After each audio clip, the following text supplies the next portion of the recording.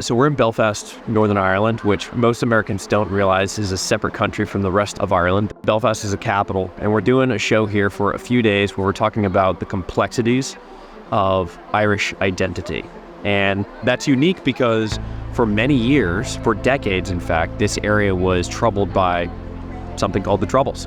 Protestants in the north of Ireland, also known as Ulster, were politically, religiously, and culturally aligned with Great Britain, and they battled Catholics who also lived in the north of Ireland, but were politically, religiously, and culturally aligned with what would soon become the Republic of Ireland. As a matter of policy in the 1600s, the British Crown had pushed middle to lower class folks from places like Scotland to Northern Ireland to effectively colonize the island from top down. Although the rivalry of Catholics and Protestants run deep in Irish history, the Easter Rebellion in 1916, as it's called, is truly the modern catalyst for the next 80 years of the Troubles. So my family comes from this area. They come from a town called Enniskillen, and we also have some family members that live here in Belfast. What I'm looking to accomplish on this trip is to find out and discover if the Troubles really are something that still exists here in Northern Ireland. I feel like in the US, we hear in the media that there are always rumblings of the Troubles coming back. I'm not sure. We've been here for almost 24 hours so far, and that doesn't seem to be the case. So tomorrow we're chatting with an MMA fighter, a mixed martial arts fighter named Paul Hughes. He's an upcoming fighter here in Ireland. He's actually living in Belfast, trains in Belfast, but he carries a Republic of Ireland flag. Which initially when I had saw Paul Hughes, I thought to myself, oh, this is a guy who's obviously a Catholic, doesn't want anything to do with the unionist politics of Northern Ireland. And maybe that's true. We'll go find out tomorrow.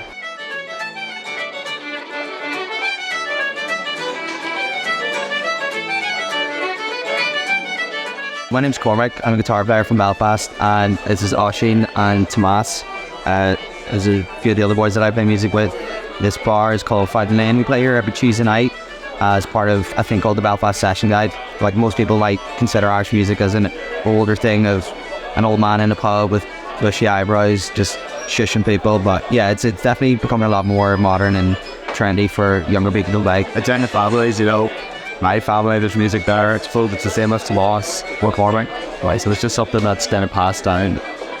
Your family they were musicians? Yeah, well, some of them like my godfather and uncles. Then I suppose not so much now with the time playing Irish music, but they wouldn't have had Irish music out the pub like this. Yeah, but don't also unionists or people from Great Britain, don't they have similar music styles? Yeah, like Scotland. Yeah, definitely. There's definitely an influence. It's kind of the Celtic kind of family of music, I suppose, folk music. So if you're in LA and someone said, where are you from? What would you say? Ireland. Ireland. And if you are in London, it's where you grow, or say Ireland. Ireland. Neither. Oh, but neither. In the heart of Belfast sits Queen's University, a college with pristine grounds and manicured lawns, a bastion of academic excellence within a city known for its grit. Some see the campus as a respite from its blue-collar surroundings. Others in the city see a battleground for the war of ideas. So kind of like the people we met in the pub, they're relating, their sense of identity is tied to Ireland. The folks that live in this neighborhood, their sense of identity is tied to the United Kingdom, to Great Britain. You see, if you point over here, you can see there's Great Britain flags, there's Northern Ireland flags. Here's another one up here. The legend has it, right? The tale has it that two chieftains were in a boat race, and whoever crossed the water first and reached the land first would be able to claim that land somewhere here in Ulster. And one of the chieftains cut his hand off and threw it ashore so that he could beat the other chieftain. And so they say that's where that red hand comes from. But it actually comes from the O'Neill family crest, which is one of the founding families here in Ulster. There was a lot of slavery over here, and there was a lot of people that made a lot of money buying and selling sugar. And on the other side of that they were bringing slaves in, you know what I mean? That's happened for years too. Are there still remnants of the Troubles here? Aye. Yeah. Definitely, aye. Although there's been peace for 25 years with the Anglo-Irish Agreement and all that it still bubbles away under the surface. Because it was a civil war fought over religion, if you believe, and yet it was probably about 500 people that caused all the trouble for everybody else, and none of them went to church. You know what I mean? That's the way I look at it. Oh, there's like Palestinian flags hanging up here. Yeah, you'll spot them. That's what they do too. They're very.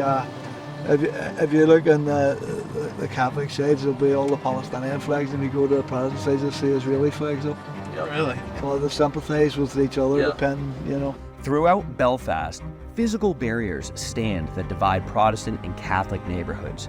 On each side of these walls and gates are ornate murals painted on the sides of buildings and memorials paying homage to the men and women, and in some cases, children, who were murdered on both sides of the conflict. This is the peace wall.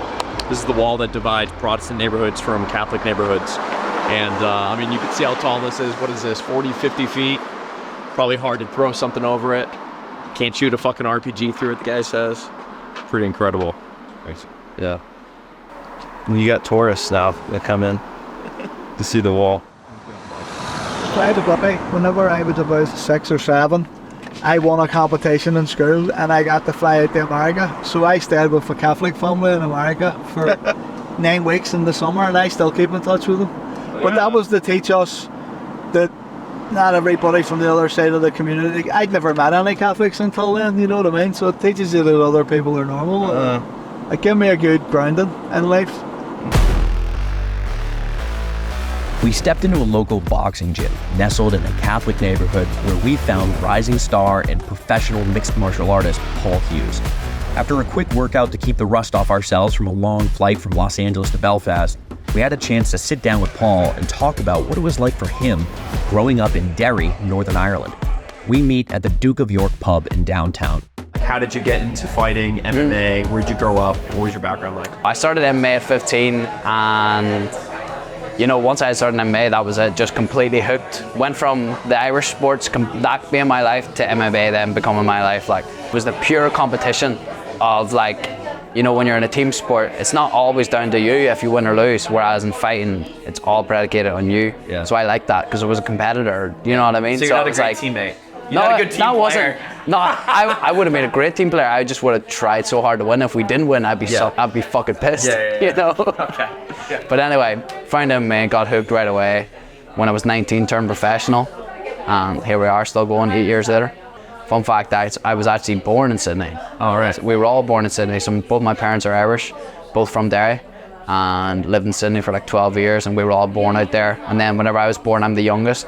But I think when I was 8 months old, then we moved back to Ireland because they wanted to raise us here, you know. So do you have both passports or citizenship? I have both passports, yeah, it's but you pretty don't cool. talk about the Australian piece. No, I'm very, very proud to be born there, you know. But my mum and dad, as I say, both Irish, they moved us back here because they wanted to raise us with Irish values, do you know what I mean? And what are Irish values? What does that mean? What are Irish values? I don't know, man. Like, for me, Irish values would be like real focus on family and community.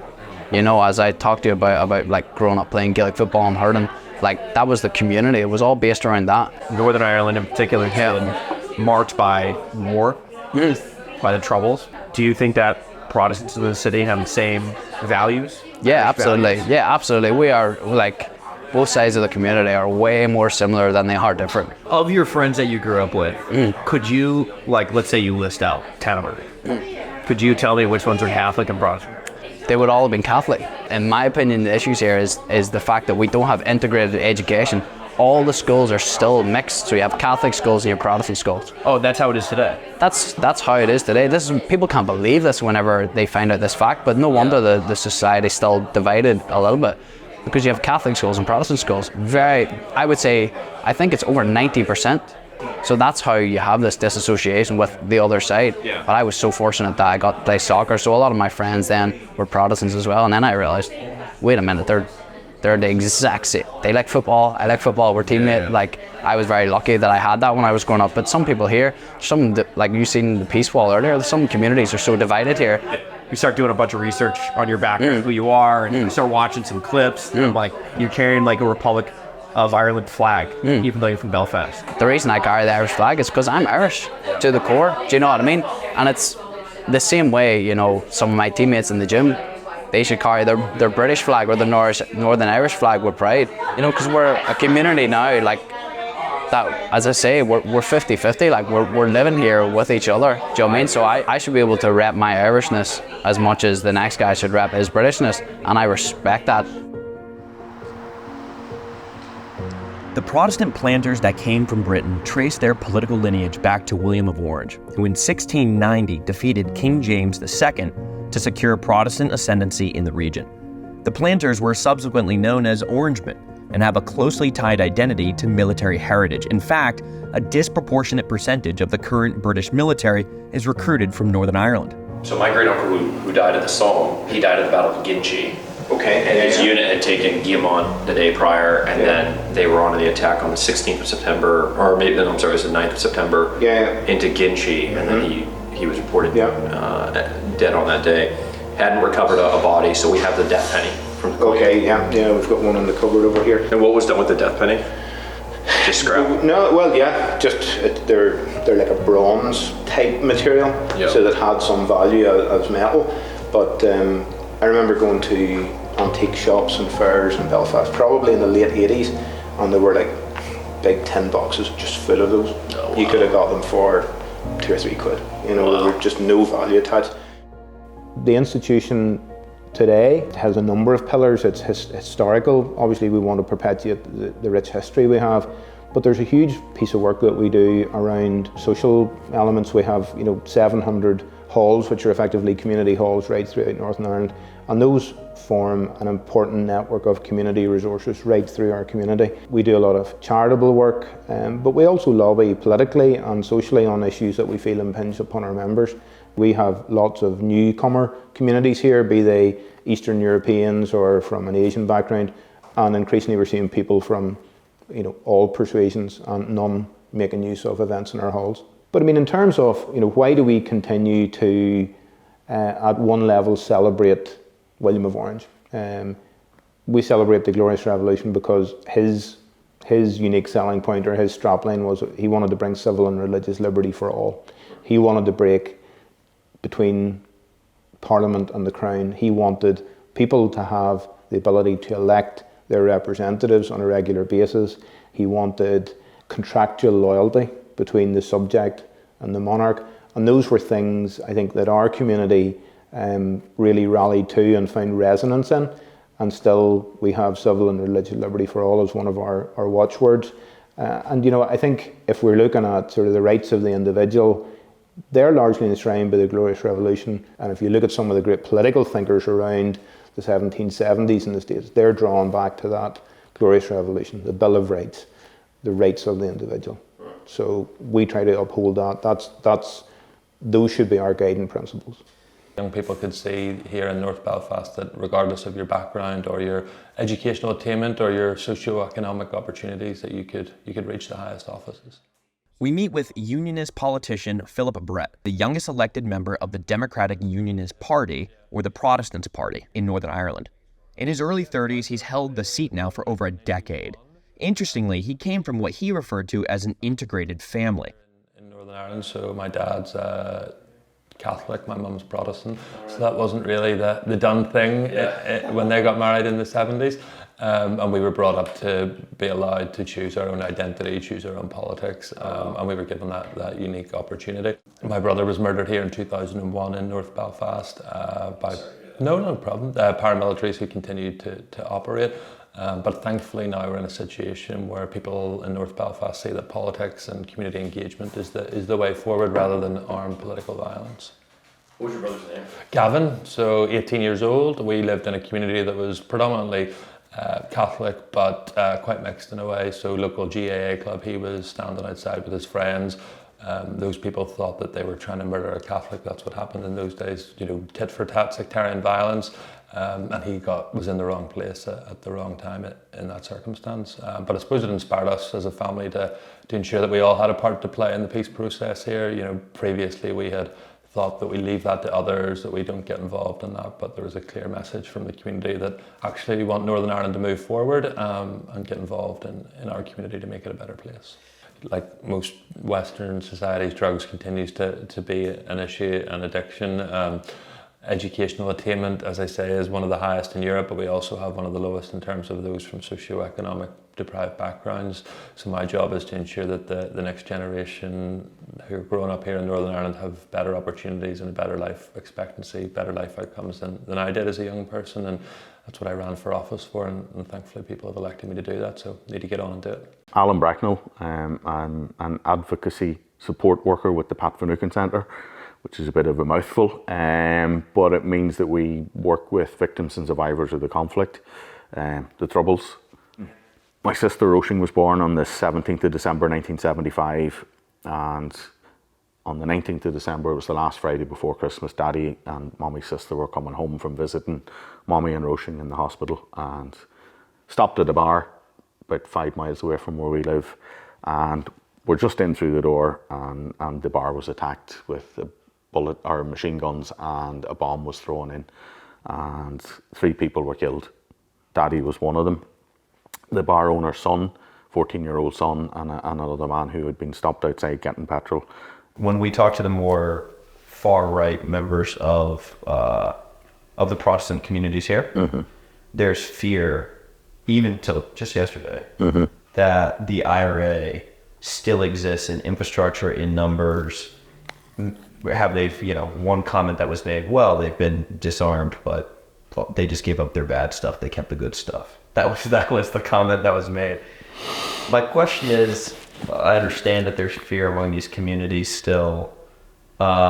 Is there truth that there is some amount of infrastructure that remains here from the Troubles? Or do you believe that has been dismantled as kind of the older generation goes away?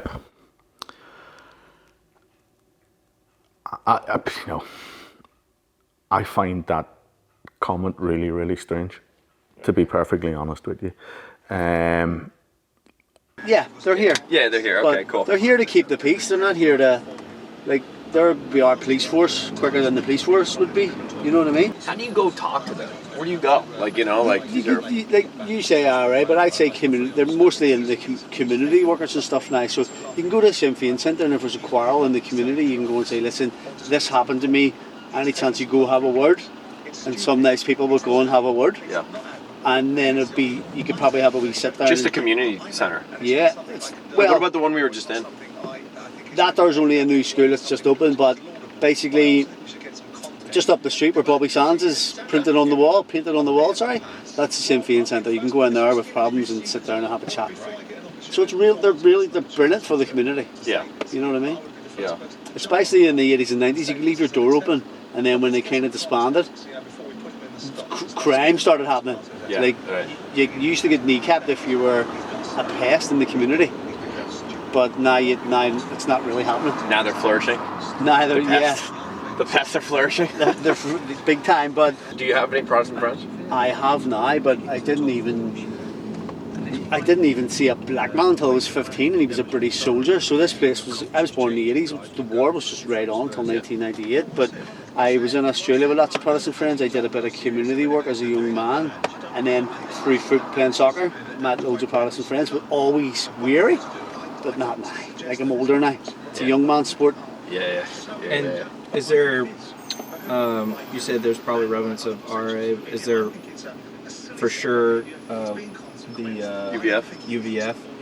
They're big time. So if you just walk round to the Sandy Row, there's you'll see on a bar, it's called the Royal Oak, there's 10 Israel flags hanging outside, all UVF flags. Go in and talk to the UVF, they'll buy you a pint, probably. But don't drink it. It may poison you. A lot of people seem to be telling us that the Troubles are gone, that people just want to have peace, but just with your general vibe, it just sounds like, nah man, this shit's still real, it's still here. It's not as big as it used to be. Okay. But see the far right, we were here 2 weekends ago. Yeah.